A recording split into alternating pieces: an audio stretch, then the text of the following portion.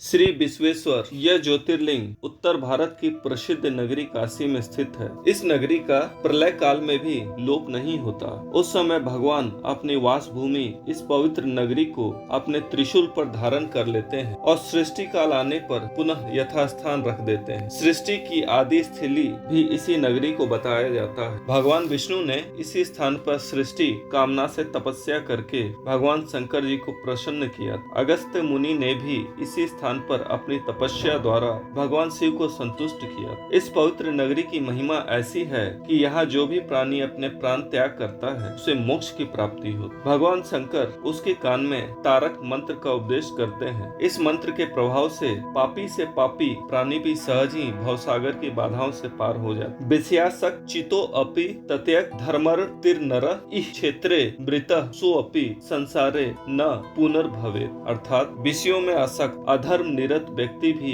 यदि इस काशी क्षेत्र में मृत्यु को प्राप्त हो तो उसे भी पुनः संसार बंधन में नहीं आना पड़ता। मत्स्य पुराण में इस नगरी का महत्व बताते हुए कहा गया है, जब ध्यान और ज्ञान रहित तथा दुखों से पीड़ित मनुष्यों के लिए काशी ही एकमात्र परम गति है। श्री विश्वेश्वर के आनंद कानन में दशासो मेघ, लोलार, बिंदु माधव, केशव और मणिकर्णिका यह 5 प्रधान तीर्थ, इसी से इसे अभिमुख क्षेत्र कहा जाता है। इस परम पवित्र नगरी के उत्तर के तरफ ओमकार खंड, दक्षिण में केदार खंड और बीच में विश्वेश्वर खंड है। प्रसिद्ध विश्वेश्वर ज्योतिर्लिंग इसी खंड में अवस्थित है। पुराणों में इस ज्योतिर्लिंग के संबंध में यह कथा दी गई है। भगवान शंकर पार्वती जी का पानी ग्रहण करके कैलाश पर्वत पर रह रहे थे, लेकिन वहाँ पिता के घर में ही विवाहित जीवन बिताना पार्वती जी को अच्छा न लगता था। एक दिन उन्होंने भगवान शिव से कहा, आप मुझे अपने घर ले चलिए, यहाँ रहना मुझे अच्छा नहीं लगता। सारी लड़कियाँ शादी के बाद अपने पति के घर जाती हैं, मुझे पिता के घर में ही रहना पड़ रहा है। भगवान शिव ने उनकी यह बात स्वीकार कर ली। वह माता पार्वती जी को साथ लेकर अपनी पवित्र नगरी काशी में आ गए। यहाँ आकर वे विश्वेश्वर ज्योतिर्लिंग के रूप में स्थापित हो गए। शास्त्रों में इस ज्योतिर्लिंग की महिमा